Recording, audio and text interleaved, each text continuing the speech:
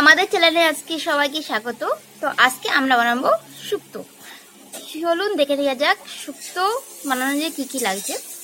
তো আমরা সবার প্রথমে নিয়েছি আলু, তারপরে নিয়েছি পটল, তারপরে এটা হচ্ছে সিম, এটা হচ্ছে মূলো, এটা হচ্ছে কাঁচকলা, এটা হচ্ছে সজনের ডাঁটা। আমাদের এই সময়তে অনেক ধরনের সবজি হয়, সেই সবজি দিয়েই বাঙালিদের প্রিয় খাবার আজকে আমরা শুক্তো বানাবো। এই সবজি নিচ্ছি, তার সঙ্গে নিচ্ছি এখানে আছে জিরে বাটা, আর এইটা হচ্ছে মশলা, আদা, কাঁচা লঙ্কা আর সর্ষে। আপনারা নিজের পরিমাণ মতন মশলা করবেন। এতে কোনো রসুন বা পেঁয়াজ দিইনি, আজকে এই শুক্তোটা হচ্ছে নিরামিষ।